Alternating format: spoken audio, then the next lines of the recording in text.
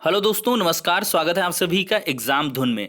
दोस्तों, लगातार educational content exam धुन यूट्यूब चैनल में प्रोवाइड किए जाते हैं। तो आज के इस वीडियो सेशन में सामान्य विज्ञान के बेहद ही महत्वपूर्ण प्रश्नों को डिस्कस करेंगे और ये जो श्रृंखला है वो लगातार चलती रहेगी। इसके विभिन्न पार्ट्स आते रहेंगे जब तक कि 1000 क्वेश्चंस को डिस्कस ना कर लिया जाए। तो चलिए दोस्तों, अब बिना किसी देरी के वीडियो सेशन को स्टार्ट कर लेते हैं। स्क्रीन पर आएगा आपका पहला क्वेश्चन। दोस्तों, पहला क्वेश्चन है, शक्ति का मात्रक क्या है? What is the unit of power? तो शक्ति का मात्रक दोस्तों यहाँ पे वाट हो जाता है। सी ऑप्शन करेक्ट है। अगला है, बल का मात्रक क्या है? बल इसको फोर्स कहते हैं। फोर्स का मात्रक क्या है? दोस्तों यहाँ पे न्यूटन है। दोस्तों यहाँ पर तीसरा क्वेश्चन है, कार्य का मात्रक क्या है? तो वर्क की दोस्तों यहाँ पे यूनिट जो है जूल है। कार्य का मात्रक क्या है? जूल है। दोस्तों यहाँ पर स्पेशली पहले यूनिट्स को डिस्कस किया जाएगा। कोई भी एग्जाम हो, यूनिट से रिलेटेड एक क्वेश्चन आपको मिल ही जाता है, मात्रकों से रिलेटेड। तो जितने भी इंपॉर्टेंट यूनिट्स हैं मैं इस वीडियो सेशन में डिस्कस कर लूँगा। अगला है, चालक की वैद्युत प्रतिरोधकता की इकाई क्या है? तो जो वैद्युत प्रतिरोधकता है, इलेक्ट्रिकल रेजिस्टेंस है, उसकी यूनिट ओम मीटर है। दोस्तों यहाँ पर डी ऑप्शन करेक्ट हो जाएगा।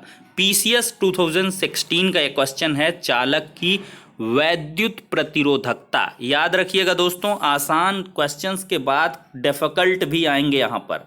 तो वैद्युत प्रतिरोधकता का मात्रक क्या है? ओम मीटर है।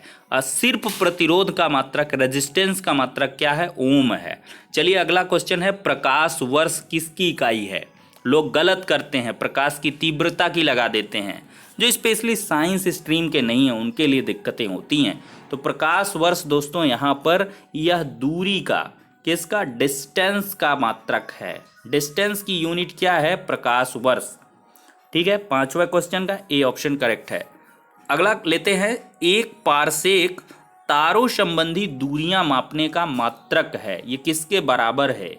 पारसेक ये दूरी मापने का मात्रक है और ये किसके बराबर होता है? 3.25 प्रकाश वर्ष के बराबर होता है।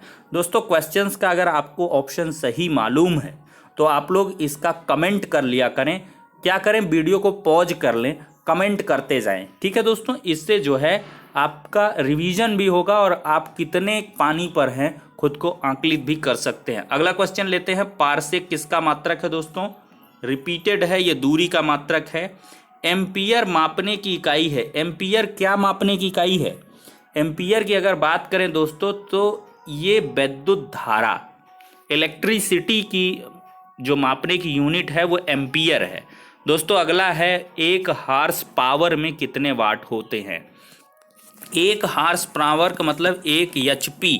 तो 1 एचपी में 746 वाट होते हैं। ये बहुत ही धमाकेदार क्वेश्चन है। कई एग्जाम्स में ये कमर तोड़ क्वेश्चन पूछा गया है। एक हार्स पावर कितने बराबर होता है? 746 वाट के।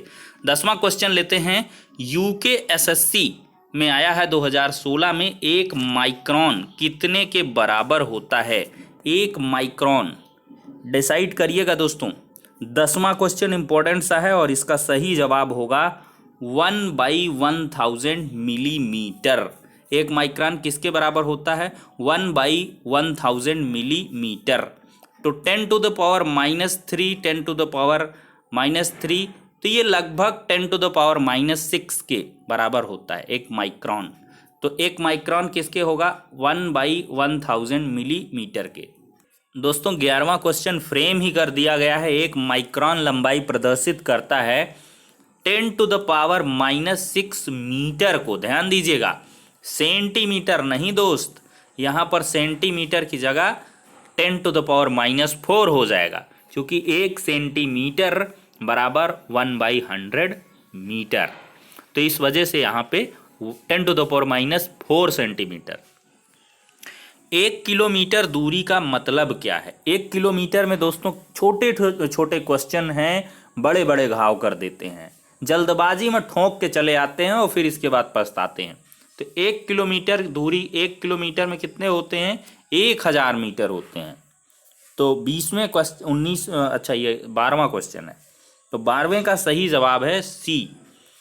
चलिए, एक पिकोग्राम किसके बराबर होता है? याद रखिएगा, एक पिकोग्राम जो होता है 10⁻⁻12 ग्राम के बराबर होता है। नैनो, पीको, माइक्रो, ठीक है, तो याद रखें, माइक्रो 10⁻⁻6, नैनो 10⁻⁻9, पीको 10⁻⁻12।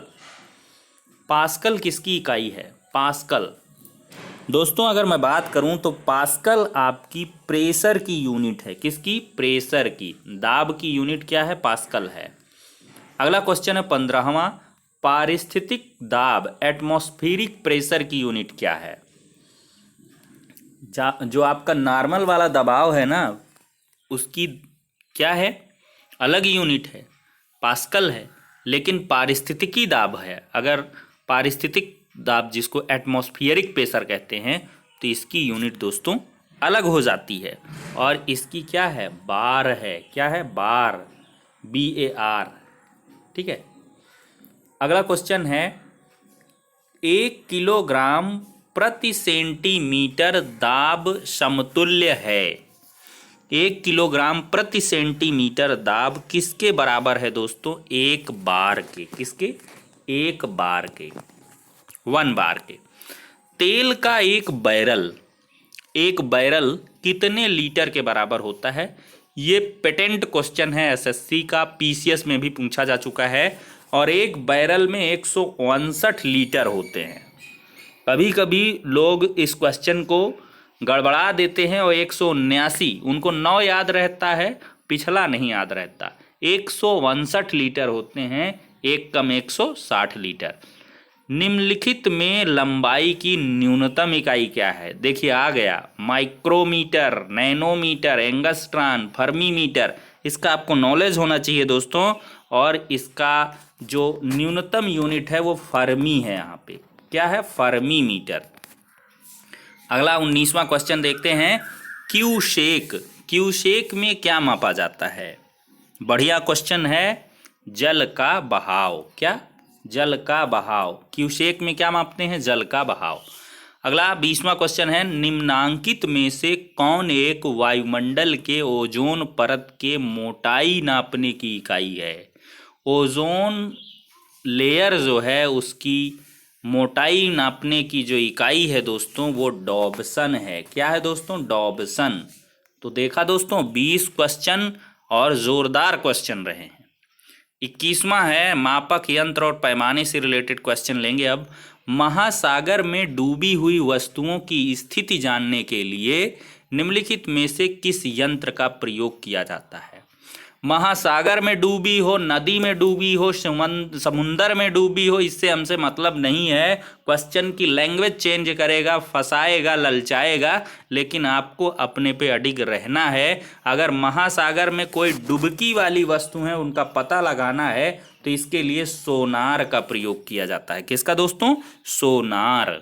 सोनार वो सोने वाला नहीं, ये एक सोनार यंत्र है। अगला क्वेश्चन आ ही गया, सोनार, SONAR, इसके फुल फॉर्म भी होता है। किसी को अगर मालूम है तो उसको जो है कमेंट में लिख दे, गूगल करके भी कमेंट में लिख सकते हो। तो निम्नांकित द्वारा प्रयोग में लाया जाता है। सोनार किसके प्रयोग में लाया जाता है? अंतरिक्ष यात्रियों के, कि डॉक्टरों द्वारा, कि इंजीनियरों द्वारा, कि नौ संचालकों द्वारा। तो ये दोस्तों नौ संचालकों द्वारा, नाविकों के द्वारा प्रयोग में लाया जाता है। अगला क्वेश्चन है, ध्वनि की तीव्रता को मापने वाला यंत्र क्या है? ध्वनि की तीव्रता दोस्तों किससे मापते हैं? क्रोनोमीटर, एनीमीटर, ऑडियोमीटर या ऑडियोफोन। तो ध्वनि की तीव्रता जो पहली बात तो डेसिबल से मापी जाती है, अदरवाइज ऑडियोमीटर से भी। ठीक है दोस्तों। अब है पाइरोमीटर किसके मापन में प्रयोग किया जाता है? 24वां क्वेश्चन, पाइरोमीटर जो दोस्तों होता है उच्च ताप के मापन में प्रयोग किया जाता है। पाइरोमीटर किसके? उच्च ताप के मापन में। अगला क्वेश्चन है, मैनोमीटर के द्वारा किसकी माप की जाती है? मैनोमीटर। तो मैनोमीटर जो दोस्तों होता है ये गैसों का दाब मापता है। किसका दाब? गैसों का दाब, मैनोमीटर। वायुमंडलीय दाब को मापने के लिए किस यंत्र का प्रयोग करते हैं? वायुमंडलीय दाब, barometer, hydrometer, hygrometer, manometer. Confuse हो जाएंगे आप। तो इसका सही क्वेश्चन का जवाब है बैरोमीटर। वायुमंडलीय दाब किसके द्वारा? बैरोमीटर के द्वारा। हाइड्रोमीटर के द्वारा क्या मापते हैं? आपेक्षिक आर्द्रता। गलत बोल दिया ना मैंने, और आपने गलत सुन भी लिया। हाइग्रोमीटर जो होता है वो आर्द्रता मापने का है। रिलेटिव ह्यूमिडिटी, ह्यूमिडिटी मापने का जो दोस्तों है वो हाइग्रोमीटर है। और आपेक्षिक घनत्व मापने का जो है, रिलेटिव डेंसिटी मापने का, वो हाइड्रोमीटर है। और मैनोमीटर मैंने दोस्तों ऊपर बता ही दिया, इससे गैसों का दाब हम लोग मापते हैं। तो कितना मज़ा आया, एक क्वेश्चन में चार चार चीज़ें निकल के आ गई हैं। अब दूध का अपेक्षिक घनत्व अगर मापने के लिए कह दिया जाए कि दूध का अपेक्षिक घनत्व किससे मापोगे? अगर डेयरी की दुकान में जाते होगे तो मालूम होगा लैक्टोमीटर से। किससे दोस्तों? लैक्टोमीटर से। अगला है वायुमंडल की सापेक्ष आर्द्रता मापी जाती है। रिलेटिव ह्यूमिडिटी तो हाइग्रोमीटर हो गया। 28 का बी नंबर। 29 नंबर, सोने की शुद्धता। कौन सा सोना? रात में सोने वाला नहीं, खजाने वाला सोना, गोल्ड। गोल्ड की मतलब उसकी प्यूरिफिकेशन कितनी है, शुद्धता कितनी है, उसको मापने के लिए दोस्तों किसका प्रयोग करोगे? फटाफट जवाब दीजिए। कैरेटोमीटर। जी हाँ दोस्तों, कैरेट। कैरेट जो है सोने की शुद्धता, 24 कैरेट का सोना, 20 कैरेट का, 18 कैरेट का।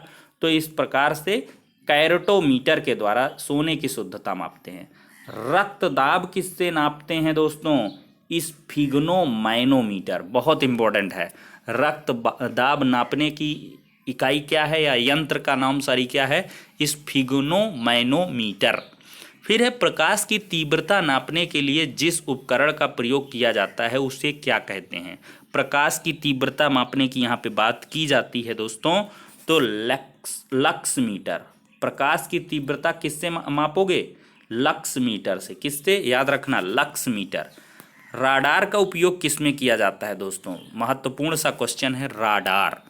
तो राडार का प्रयोग दोस्तों 32 नंबर का सही जवाब सी है। दोस्तों यहाँ पर रेडियो तरंगों द्वारा वस्तुओं की स्थिति ज्ञात करने में। किसकी?